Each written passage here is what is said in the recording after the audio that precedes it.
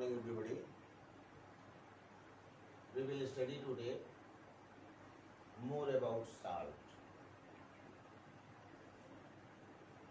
All of you have already studied about salt. How does salt is formed?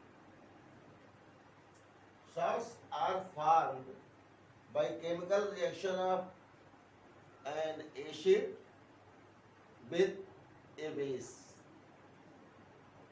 When any acid is reacts with any base, then salts are formed. कोई भी salt आप बनाते हैं तो उसके बनने में एक एसिड और एक बेस जब रिएक्शन करेगा तो साल्ट बनेगा।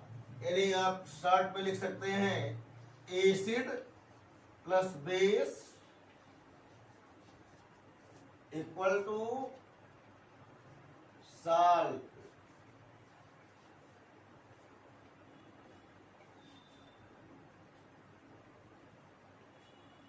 ये आप लिख सकते हैं।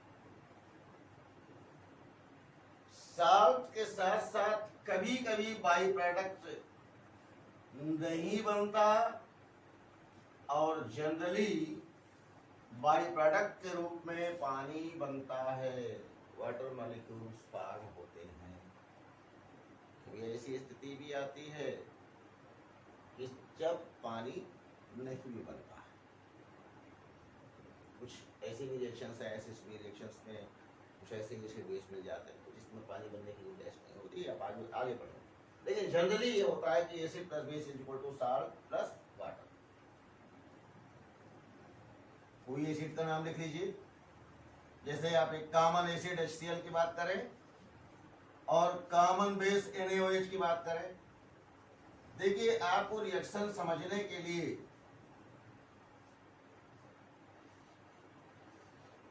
रिएक्शन कैसे लिखा जाता है एक बात बता दें।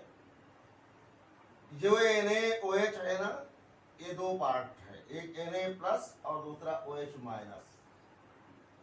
और इसी प्रकार से HCl में भी दो पार्ट हैं, दो आयन हैं, एक H प्लस और एक Cl माइनस। जब ये दोनों आपस में रिएक्शन करते हैं, टकराते हैं, इनके मॉलिक्यूल कोलाइड करते हैं, तो कोलाइड करने पर जो एक्टिवेशन एनर्जी होती है, ये सभी चीजें एक्टिवेशन एनर्जी, कोलिजन थ्योरी आपको हायर क्लास में पढ़ने को मिलेगा। लेकिन अभी आप टर्म को ही सुन लीजिए कि एक्टिवेशन एनर्जी वही एनर्जी होती है जो मिनिमम एनर्जी रिक्वायर्ड होती है फॉर कंप्लीशन एनी रिएक्शन। तो जब वो एनर्जी मिल जाएगी तो HCl H प्लस और Cl माइनस में और Na प्लस और OH माइनस में NaOH स्प्लिट हो जाएगा, आयोनाइज्ड हो जाएगा। ये Na प्लस इस Cl माइनस के साथ मिल जाता है और H प्लस इस OH माइनस के साथ मिल जाता है और प्रोडक्ट मिल जाता है NaCl और प्लस ये जो ये Na प्लस और ये Cl माइनस मिलकर NaCl बन गया, ये H प्लस और ये OH माइनस मिलकर के H2O बना लिए। HOH भी कर सकते हो, इसका पॉजिटिव इस नेगेटिव को न्यूट्रल कर दिया तो हो गया HOH। HOH का आप शॉर्ट फॉर्म में H2O लिख देते हैं, तो HOH भी लिख सकते हैं ऐसे HOH, या इसी को H2O के रूप में लिख सकते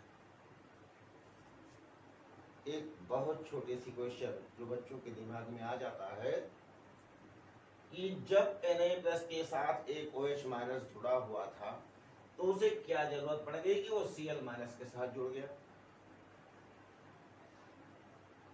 ये H प्लस के साथ जब एक Cl माइनस जुड़ा था तो ये OH माइनस के साथ क्यों जुड़ गया, क्या जरूरत पड़ी थी? यस, ये बहुत अच्छी बात है।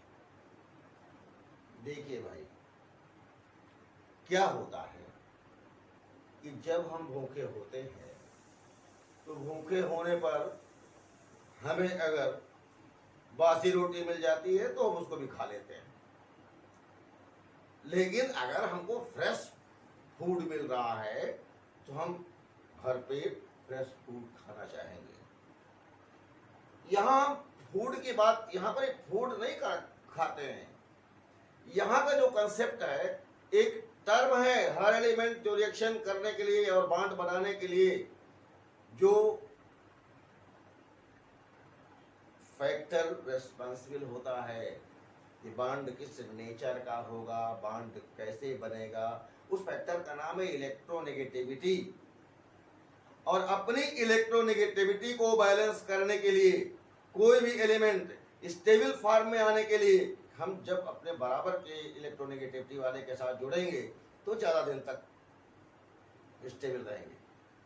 तो यहाँ पर Na+ की जो इलेक्ट्रोपॉजिटिविटी है, उस इलेक्ट्रोपॉजिटिविटी के साथ में इस Cl- की इलेक्ट्रोनेगेटिविटी बैलेंस फॉर्म में, नियर अबाउट बैलेंस फॉर्म में आ जाती है और ये ज्यादा स्ट्रॉन्ग बॉन्ड से जुड़ जाता है, आयनिक बॉन्ड से जुड़ जाता है। और ये OH- कंप्लीटली जो स्प्लिट हो रहा है, इसका रीजन ये है कि ये जो OH- है इसकी इलेक्ट्रोनेगेटिविटी इन कंपैरिजन O के साथ, O की इलेक्ट्रोनेगेटिविटी, अभी इलेक्ट्रोनेगेटिविटी की बहुत डीप स्टडी आप अगले क्लासेस में करेंगे। ऑक्सीजन की इलेक्ट्रोनेगेटिविटी 3.5 होती है और Cl की इलेक्ट्रोनेगेटिविटी 3 ही होती है, लेकिन इस 3.5 में हाइड्रोजन जो इलेक्ट्रोपॉजिटिव लगा है इसका 2.1 इलेक्ट्रोनेगेटिविटी है। तो अब जो इसकी इलेक्ट्रोपॉजिटिविटी जो बैलेंस बचती है टोटल, वो कम हो जाता है in comparison to Cl-। Result ये होता है कि ये Na+ के साथ अधिक स्टेबल नहीं रहता, बल्कि OH- H+ के साथ अधिक देर तक स्टेबल फॉर्म में रह सकता है। और Na+ Cl- के साथ to get stability, such ionization and then combination will take place and reaction held according such one and salts are formed in such form। तो साल्ट का फॉर्मेशन कैसे होता है, ये आप एसिड और बेस की केमिकल रिएक्शन से ये कॉन्सेप्ट आपका क्लियर हो गया। अगली बात, ये जो टाइप ऑफ साल्ट की आप बात करते हैं कि टाइप ऑफ साल्ट,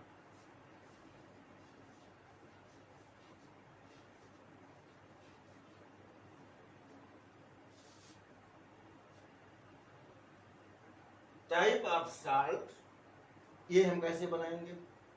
साल्ट एक ही टाइप का नहीं हो सकता।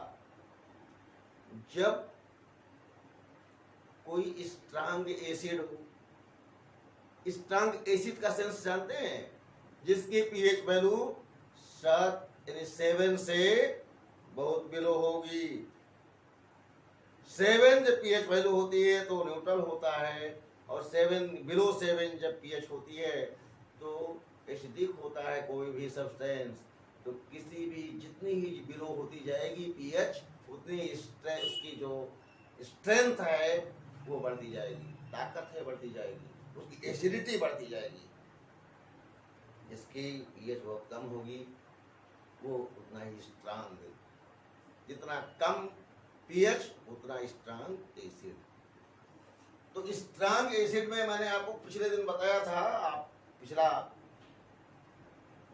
कैसे देखें, पिछले दिन की स्टडी में आपको बताया था कि HCl, HNO3, H2SO4 ये स्ट्रांग एसिड होते हैं, और बेंजोइक एसिड जो बेंजीन के रिंग पर COO लिखते हैं, वो बेंजोइक एसिड। आप पढ़ कर देखिए, पलटिए जरा सा पिछले दिन का रिकॉर्ड, पिछले दिन की क्लास का। और एथेनोइक एसिड जैसे जो एसिड हैं वो वीक होते हैं। NaOH, KOH जैसे जो NaOH या KOH जैसे जो बेस होते हैं वो स्ट्रांग बेस होते हैं। NH4OH like bases are weak base. तो जब कोई स्ट्रांग एसिड, जैसे मान लीजिए कि आपने NaOH लिया, एक ये देखिए एक स्ट्रांग बेस है, और इसके साथ में आपने स्ट्रांग ही एसिड लगा दिया है, तो ये भी स्ट्रांग और ये भी स्ट्रांग। तो जो साल्ट बनता है NaCl, ये NaCl न्यूट्रल साल्ट बन जाता है। neither acidic nor basic nature will be expressed by the solution of NaCl because both are strong. ये न्यूट्रल साल्ट कहलाता है NaCl, जो कि बोर्ड पर ये दिख रहा है। लेकिन अगर इसी NaOH के साथ कोई वीक एसिड लगा हुआ हो जो रिएक्शन कर रहा हो, जैसे CH3COOH, तो CH3COOH को हम ऐसे भी लिख सकते हैं बेटा, जरा ध्यान दीजिएगा, कंफ्यूजन मत पालिएगा। CH3COOH ऐसे भी लिख सकते हो, या C यहाँ लिख दीजिए, डबल O इधर लिख दीजिए, एक ही बात है। एक CH3COO माइनस और H प्लस के फॉर्म में, ये OH माइनस और ये Na प्लस के फॉर्म में, इस प्रकार से डिसोसिएट होता है। Term dissociation. डिसोसिएशन क्या होता है? डिसोसिएशन का सेंस होता है कि कोई भी मॉलिक्यूल टूट जाए और टूटने के बाद वो फिर पुनः जुड़ करके अपने पुराने अवस्था में आने की क्षमता रखता है, तो टूटने की इस क्रिया को डिसोसिएशन कहते हैं। लेकिन अगर कोई चीज टूट जाती है और फिर से जुड़ करके पुरानी अवस्था में नहीं आती, तो उसे डिकम्पोजिशन कहा जाता है। तो डिसोसिएशन और डिकम्पोजिशन, ये सब चीजें थोड़ी सी आप आगे भी डिटेल में पढ़ेंगे, मैं शॉर्ट में बताता चल रहा हूँ। यहाँ डिसोसिएशन जो वर्ड मैं यूज करता हूँ, डिसोसिएशन को हिंदी में वियोजन कहते हैं और डिकम्पोजिशन को अपघटन कहते हैं। तो ये सभी शब्दों को आप आगे पढ़ते जाएंगे, डिटेल समझते जाएंगे। अभी तो यहाँ ये यूज भी नहीं किया था, लेकिन हमें आपको जानकारी के लिए सब बातें बता दे रहे हैं। जब ये एक वीक एसिड है और ये एक स्ट्रांग बेस है,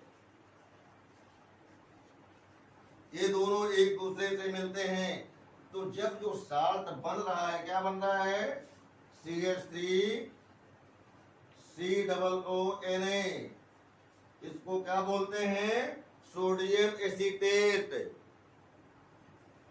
और water molecule as by product. तो ये सोडियम एसीटेट कैसा साल्ट होगा? आप समझ सकते हैं, जो स्ट्रांग है उसी का कैरेक्टर तो दिखेगा। अगर इसको पानी में घोल देंगे ना, तो पानी में घुलने के बाद ये NaOH बनाएगा। ये रिएक्शन रिवर्सिबल होता है, ध्यान दीजिए। ये पानी में जब घोल करके सॉल्यूशन बनाएंगे तो ये फिर से यही मिलेगा घोल में। ये रिवर्सिबल रिएक्शन है, तो फिर से बैक हो जाएगा। तो ये साल्ट जो आपका बना हुआ था, इस साल्ट को आप कहते हैं कि ये साल्ट कैसा होगा? बताइए। जो स्ट्रांग होगा वैसा होगा। कौन स्ट्रांग था? बेस। तो ये कैसा हुआ? Basic salt. अब आपको समझ में आ गया होगा कि बेसिक साल्ट कैसे बनता है, क्यों बनता है। अब जब बेसिक साल्ट समझ में आ गया तो एसिडिक भी आपको समझ में आ ही जाएगा, क्योंकि जब उसमें स्ट्रांग एसिड रहेगा। स्ट्रांग एसिड क्या है? HNO3 H2SO4 को बताया गया अभी, H2SO4 HCl HNO3 आपने लिख रखा है, उसको देखिए, स्टडी करिए। तो ये स्ट्रांग एसिड जब हम यहाँ लेंगे वीक एसिड की जगह पे, जैसे HCl। HCl क्या है? स्ट्रांग एसिड, आपने ऊपर भी पढ़ रखा है। Strong acid. इस स्ट्रांग एसिड को आप वीक बेस के साथ रिएक्शन देखिए। यहाँ पर बेस हम वीक ले रहे हैं, NH4OH। ये NH4 प्लस के फॉर्म में, OH माइनस के फॉर्म में, H प्लस के फॉर्म में और Cl माइनस के फॉर्म में।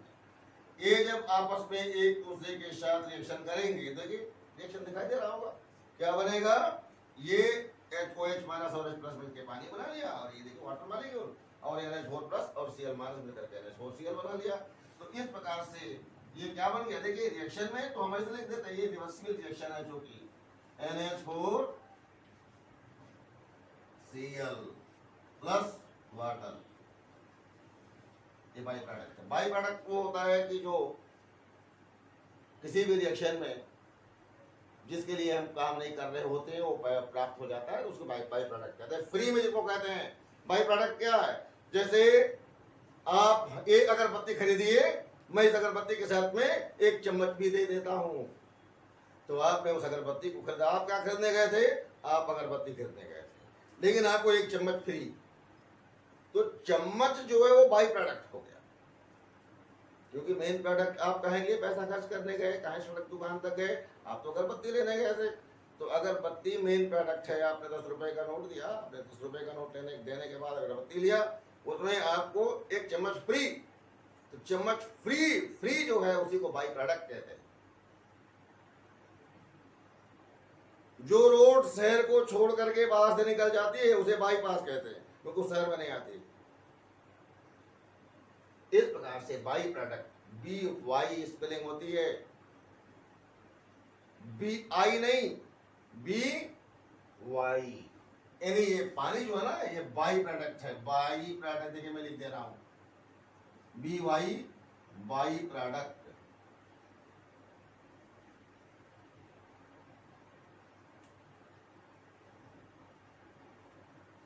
ये बाई प्रोडक्ट, बाई प्रोडक्ट को हिंदी में जानते हो क्या कहते हैं, उपजात। और ये आपका मेन प्रोडक्ट है अमोनियम क्लोराइड। तो ये कैसे बना है, स्ट्रॉन्ग एसिड और वीक बेस से। इस प्रकार से वीक बेस और स्ट्रॉन्ग एसिड से जो साल्ट बनता है, तो जो स्ट्रॉन्ग है उसी प्रकार का साल्ट होगा। ये साल्ट कैसा होगा, एसिडिक होगा, एसिडिक साल्ट।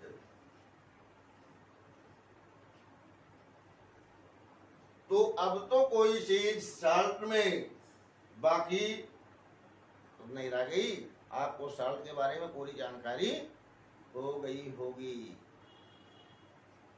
कि आप अपने लेवल से पूरी जानकारी को दिमाग में रखिए, रिवाइज करिए। अब आप एक कॉमन साल्ट की बात करेंगे।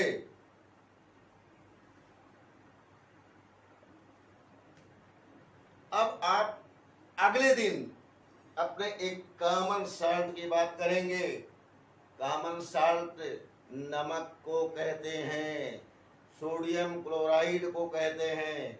सोडियम क्लोराइड को हम अपने लैंग्वेज में नमक बोलते हैं, और वो उसका स्टडी जिसका फार्मूला NaCl होता है, हम अगले दिन करेंगे। अगले दिन से हम एक साल्ट के बारे में स्टडी करेंगे। Okay, thank you very much.